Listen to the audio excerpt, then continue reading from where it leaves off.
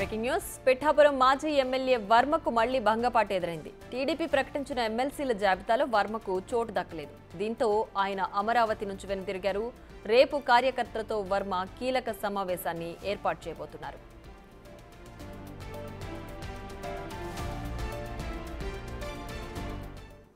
ఇక మరింత సమాచారాన్ని మా ప్రతినిధి శివశంకర్ ఫోన్ లైన్లో అందిస్తారు. శివశంకర్, చెప్పండి, వర్మకు ఎమ్మెల్సీ అభ్యర్థుల లిస్టులో ఆయన పేరు ఖరారు కాకపోవడంతో ఆయన వెనుతిరిగినట్లుగా కూడా తెలుస్తోంది. ఏంటి దీనికి సంబంధించి పూర్తి డీటెయిల్స్?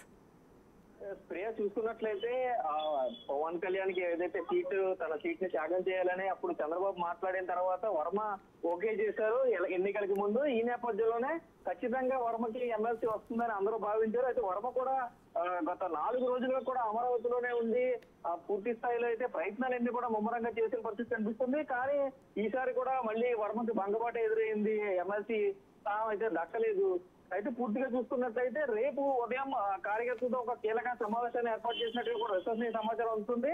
అయితే పూర్తిగా చూసుకున్నట్లయితే ఇప్పటికే ఆల్రెడీ వర్మ అక్కడి నుంచి వెనుతిరిగిపోయారు. అయితే తీవ్ర నిరాశలో వర్మ ఉన్నట్టుగా కూడా తెలుస్తుంది మనకి అనుచరుల ద్వారా కూడా అందుతున్న సమాచారం ప్రకారం. అయితే అసలు ఏం జరుగుతుంది అంటే పవన్ కళ్యాణ్కి సుస్థిరంగా పిఠాపురం నియోజకవర్గాన్ని కట్టబెట్టేందుకే వర్మకి చెక్ పడుతున్నారా అనేది కూడా ఒక చర్చ నడుస్తుంది.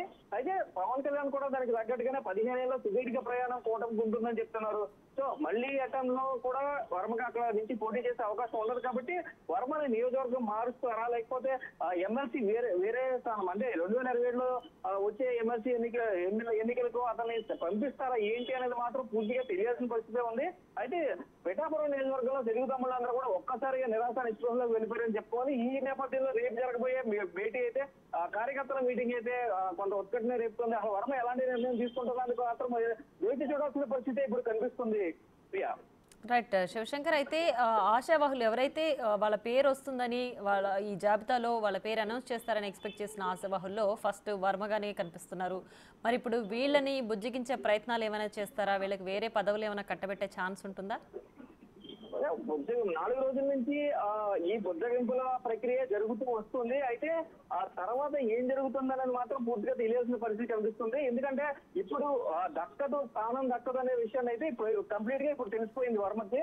ఆ వర్మకి నోట్ చెప్పేసినట్లుగానే ఆల్మోస్ట్ మనకి సమాచారం ఉంటుంది. ఎందుకంటే ఆ ఉత్తరాంధ్రకి సంబంధించి రాయలసీమ, కర్నూలు 3 ఎమ్మెల్సీలు కూడా డిసైడ్ అవుతున్నట్టుగా కూడా తెలుస్తుంది మనకి. అయితే పూర్తిగా చూసుకున్నట్లయితే వర్మకి ఇప్పుడు లేదు అని చెప్పారు. కాబట్టి రేపొద్దున ఆయన కార్యకర్తలతో కలిసి ఆ సమావేశంలో ఎలాంటి చర్చ జరుగుతుందనే నేపథ్యంలో బుద్ధగింపు మరింత పెరిగే అవకాశం కనిపిస్తుంది. పూర్తిగా చూసుకున్నట్లయితే ఒక కొత్త చర్చకి తెరదీస్తుంది. మళ్ళీ పిఠాపురం మరొకసారి వార్తల్లో నిలుస్తుందనే చెప్పుకోవాలి. Priya, right Sivasankar, thanks for the updates.